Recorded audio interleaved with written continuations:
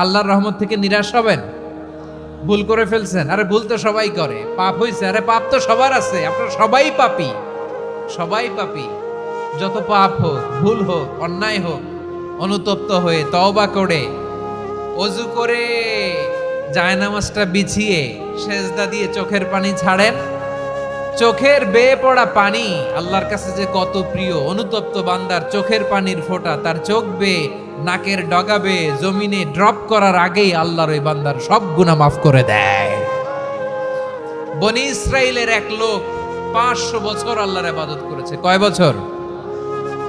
কোথায় জানেন? সাগরের মাঝখানে এক পাহাড়, ওই পাহাড়ের উপরে বসে 500 বছর টানা আল্লাহর ইবাদত।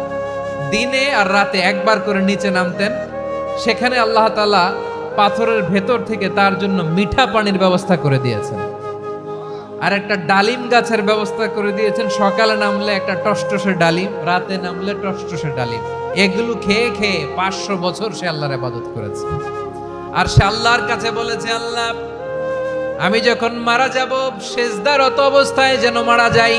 ঠিকই আল্লাহ সেজদারত অবস্থায় সাইয়েদনা আজরাইলকে পাঠিয়ে দিলেন। সেজদারত অবস্থায় লোকটা মারা গেল। 500 বছর ইবাদতের পরে আল্লাহর দরবারে কিয়ামতের কঠিন ময়দানে যখন লোকটা হাজির হয়ে যাবে, আল্লাহ বলবেন, আদখিলু আবদি আল জান্নাতা বিরহমাতি। আমার বান্দাকে আমার দয়া, আমার ভালোবাসা দিয়ে জান্নাতে ঢুকায়া দাও।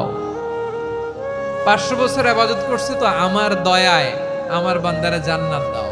এই বান্দা বলে, বালবি আমালি, আল্লাহ তোমার দয়া লাগবে কেন?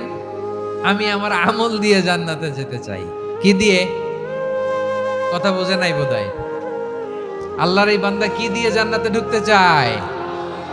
আমল দিয়ে। আল্লাহ বলছে, আমার দয়ায় আমার বান্দারে জান্নাতে নিয়ে যাও। ফেরেশতারা এ বলে, আল্লাহ তোমার দয়া লাগবে কেন? সেজদা তো কম দেই নাই, জিকির করতে করতে 500 বছর শেষ করে দিলাম, আবার তোমার দয়া লাগবে?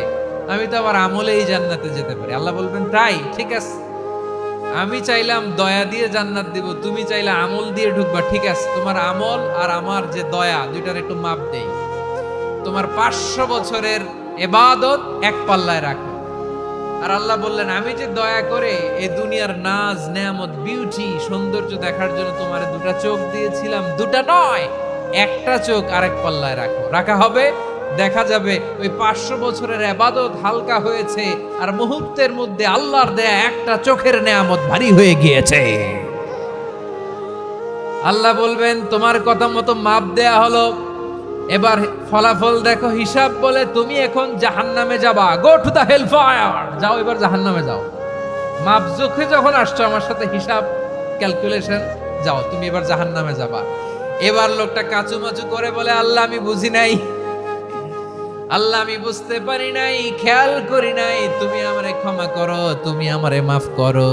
ও আল্লাহ, এবার আমি টের পেয়েছি, এবার আমি বুঝতে পেরেছি, তোমার দয়া ছাড়া দুনিয়ায় কেউ জান্নাতে যেতে পারবে না, কেউ পারবে না। আল্লাহ বললেন, ওরে গোলাম, তুই তো কিছুই ছিলি না, অস্তিত্বহীনতা থেকে তোরে অস্তিত্বে আনলো কে? ওই ছোট্ট শুক্রাণু থেকে মায়ের পেটে 9 মাস ধরে খাবার দিয়েছে কে? আবার সুস্থতার সাথে দুনিয়ার বুকে তোর ডেলিভারির ব্যবস্থা করে দিল কে? আবার তোর মায়ের বুকের ভেতরে 2টা খাবারের লাইনের ব্যবস্থা করে দিল কে? আবার তোকে শৈশব পেরিয়ে কৈশোর, কৈশোর পেরিয়ে তারুণ্য, তারপরে যৌবন, এগুলো দান করলো কে? তার চেয়ে বড় কথা, পাহাড়ের মাঝখানে, সাগরের মাঝখানে 500 বছর ইবাদত করার শক্তি তোর গায়ে দিয়েছে কে? এই সাগরের মধ্যে লোনা পানি, লবণের পানি মুখে দেয়া যায় না, সেখান থেকে আমি পাহাড়ের ভেতর থেকে মিঠা পানির ব্যবস্থা করে দিলাম। ওই জায়গায় তোরে রিজিকের বন্দোবস্ত করলো কে? সকাল বিকাল 2 বেলা টসটসে ডালিম খাওয়ার ব্যবস্থা করে দিল কে? তোর আবদার ছিল, আল্লাহ আপনি আমারে সেজদারত অবস্থায় রুহু কবজ করবেন, তোর শেষ আবদারটাও পূরণ করেছে কে? ও গোলাম, আমার রহমতের তুলনায়, আমার নেয়ামতের তুলনায় তোর 500 বছরের ইবাদতের কোনো ওজনই হবে না। গোটা বিশ্বের কেউ কোনোদিন আমার জান্নাতে ঢুকতে পারবে না আমি আল্লাহর দয়া ছাড়া। হুয়া রহমানুর রহিম, তিনি দয়াময়, তিনি মেহেরবান। জিব্রাইল আলাইহিস সালাম বিশ্বনবীর এই লম্বা হাদিসটা যখন শোনালেন, আমি যা যা বলছি এটা বিশাল এক হাদিসের অনুবাদ। বললেন, ইয়া মুহাম্মদ, এই দুনিয়ার সবটাই চলে আল্লাহর রহমত দিয়ে। হাদিসের শেষ কথা, সব চলে আল্লাহর কি দিয়ে? তখন বিশ্বনবী সাহাবাদের বললেন, ও সাহাবারা শোনো, আল্লাহর জান্নাতে কেউ কোনোদিন প্রবেশ করতে পারবে না তার রহমত ছাড়া। সাহাবারা বললেন, ইয়া রাসূলুল্লাহ, আপনিও না? আপনিও কি আল্লাহর রহমত ছাড়া প্রবেশ করতে পারবেন না? বিশ্বনবী বললেন, না, আমিও না। আমি বিশ্বনবীও আল্লাহর জান্নাতে আল্লাহর রহমত ছাড়া ঢুকতে পারবে না। তবে কিয়ামতের দিন আল্লাহর রহমত আমার চারদিকে বেষ্টনী দিয়ে থাকবে।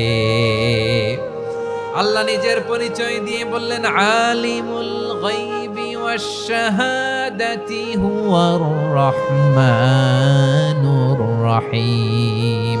আমি হলাম রহমান, আমি রাহিম। আল্লাহরে চিনছেন?